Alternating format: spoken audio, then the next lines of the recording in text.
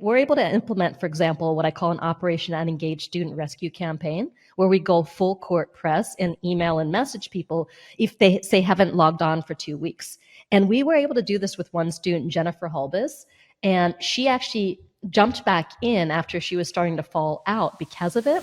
And then she made like 100 grand in the course and 150,000 right after. So she went from zero to $250,000 because of our Operation Unengaged Student Rescue campaign.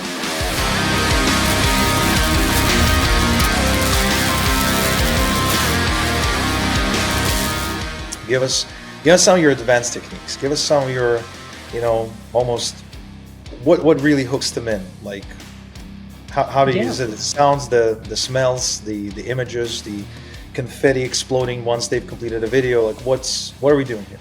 Yeah, 100%. Well, like I said, it's the combination of the structure with the kind of bells and whistles on top of it, where we do points. We also have all these animations and win states. So you can actually pull in custom animations from, say, like just royalty-free animations. And you can create all these custom win screens that will just take over your computer. And so when people complete actions, even when they get into the course for the first time, you can have a customized celebration. It'd be like, welcome to the Experience Product Masterclass, Igor, and just some really cool, animation screen. And so right then and there, people get that little burst of dopamine. But what it's all about, at the end of the day, is having someone feel like they're winning every step of the way. This is the principle that I call constant wins. And constant wins is about rewarding absolutely everything, because 80% of the population is extrinsically motivated, meaning they're motivated by external reward.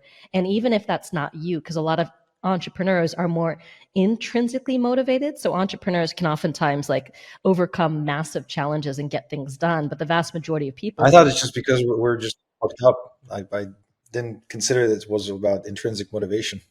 Yeah. I thought we were all just messed up in the head. Well, have you seen like the delayed gratification studies where About you look at kids? kids and you give them cookies, and most of the kids just eat the cookie right away. But then the kids who've got delayed gratification wait, and they know that the cookie, gains value as you wait, because then all the kids want that cookie. So now most people don't have that delayed gratification, which is the ability to invest time and energy now for a reward that you can't guarantee and you can't 100% see. But a lot of entrepreneurs do. So you have to create this motivation for people, by having all this external validation and reward. And the really kind of ninja thing is you can put rewards on anything. So you can put rewards onto, say, housekeeping actions, like add this one-click calendar to your schedule. Give us your text, your phone number so we can send you text messages. All of the different things, whitelist our email address. You can actually add points to all of the things that you would normally struggle to get people to do and get them. Wait, but how would you do it if it's a thing you don't control? Like, for example, whitelist my email, right? Yeah. How do you, you don't know if they did it. How would you know? The thing is, though, the vast majority of people don't try to cheat their own education. And I don't build systems for the 1% of people who do cheat. I build systems for the 99% of people who actually value the transformation and want to do the work.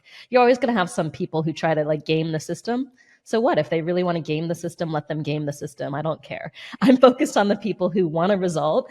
And, all the time people are like, oh, what about people ripping off your courses and things like that on the internet? I'm like, well, go ahead and try, because this gamification and all the stuff that we do to add value to the course means that whatever kind of ripped off content people are selling under my name on the internet, which is a lot of people, by the way, it doesn't come close. Tell me about it. These guys are actually taking the content of the program, putting it on a website, sometimes free, sometimes like $7, $27, sometimes on eBay, sometimes, I'm just shocked. Yeah. So the nerve. But if you do some of this stuff, then it's only like a fraction of the value, because the value is not in the content, it's not in the information, it's in the transformation. So if someone's just extracting videos and your course has so many more value adds on top of that, they're not going to be able to really replicate the experience, right? So what I was saying about, I had another point, I'm trying to remember back to it, about you want to be able to put points on absolutely everything. But the really cool thing is that a point system actually gives you intel into what people are doing or not doing. So we're able to implement, for example, what I call an Operation Unengaged Student Rescue campaign, where we go full court press and email and message people if they say haven't logged on for 2 weeks. And we were able to do this with one student, Jennifer Hulbis, and she actually jumped back in after she was starting to fall out because of it. And then she made like 100 grand in the course and 150,000 right after. So she went from zero to $250,000 because of our Operation Unengaged Student Rescue campaign. Then she ultimately ended up spending $60,000 with Live Your Message, with my company, because of this campaign. So if you're looking at lifetime customer value, I've been able to 10x my lifetime customer value. So if lead costs, for example, are skyrocketing, doing this kind of stuff really, really helps. So the other thing that you can do is you can wrap a rock solid ironclad guarantee around your mission statement. So if you've got a mission statement that's so clear it's almost binary, you can actually guarantee the result. So my mission in my signature course is to design, launch, and profit from an experience product in 12 weeks or less. Now, if people complete milestones on time and they show up for their group coaching calls, not all of them, like something like 80% of them, they ask a couple questions, they're eligible for the guarantee. And the guarantee is that they'll earn their investment back during the 12 weeks of the program. If they don't, we'll make up the difference. Now, because we have the structure in place, we're actually able to track if people are doing the work, right? And they have to submit it. And that allows us to create this incredible guarantee process. Now, the other thing that it allows us to do is have a graduation and mission accomplished states that we can then reward. All right. So what that means is that when someone completes the program and we can see whether they've completed or not, then we're able to give them some kind of incentive. And because of that, for that one course, I have 2,435 testimonials. I don't know anyone in the industry who has 2,435 testimonials for something like under 6,000 students. So 41% of my students actually go out there, review my course, and give it a testimonial, which creates this wall of proof for other people coming in. So that's another really ninja thing. Yeah, so we gamify the testimonial collection process. So I don't have to go out there and ask people, they automatically submit it. I create that wall of proof and that wall of testimonials. And it's really, really powerful stuff. You can even incentivize the mission accomplished state with, say, like money that people have to use within 30 days into your next program, right? So there's so many different things you can do, which will then skyrocket your lifetime customer value as well. I mean, those are just a couple of the things. There's so many things that you can build into the program that make it incredibly powerful, and you can keep people in your world for years. I mean, I have a student now who's been with us, I think, 7 years, and she's invested well over $100,000 and referred about $70,000 worth of business. So when I add it both together, she's responsible for over $198,000 into our company because we do this stuff, right? So I think that it's interesting. People are trying to get slightly higher, whatever cost per leads, but then they don't care at all about the back end.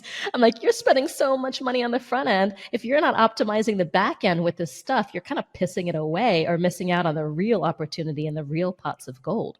Not to mention, we're in a time where reputation really matters. So if you're not optimizing for the customer experience, you're probably going to have all this, like if people search your name on Google, they're probably going to come up with a lot of complaints and things like that. And it doesn't mean if you have thousands and thousands of students, you're still going to get people who complain. It's just the nature of the beast, but you'll get a lot more people who are raving about you. Yeah. I went through this really painful experience many, many moons ago where I brought in a client into a coaching program. I felt like I was bending over backwards for them, gave them a huge discount, did a lot more for them than I promised to do. And then they turn around, they post some nasty stuff about me online, and they put it on a website that somehow ended up getting published on the first page, on the top of the first page, nonetheless. And so what we've done then, I went to all my good students and I said, hey guys, like this dickhead, posted blah, blah, blah. And I was like, can you just go and post your experience on the same page? So the page basically had one bad guy or one bad review and like an 18 really good ones.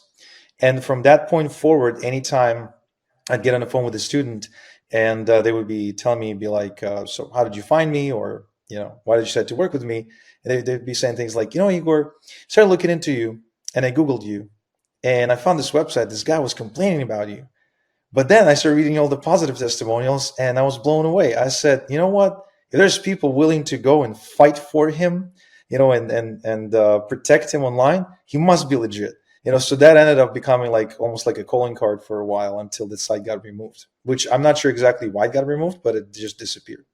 Nice. 100%. And I think what I've learned too is not to give any people discounts or special treatment or, special payment plans, because it's always comes back. And then they feel like it always comes back and bites you later on. Like anytime people are like, can you extend the deadline? Can you do this? Can I have 8 payments instead of 6? Every single time we've done that for someone, they become the biggest pain in the butt. And I wish it weren't the case, because we used to try to do things like that a lot more often. But now we've just become non-negotiable with these things, because we find that we bend one thing, then they want everything bent for them. And it just sets the relationship up on the wrong foot. And I grew up in Israel, and in Israel there's a saying, you give them a finger, they bite off the hand. It sounds mhm. kind of like that.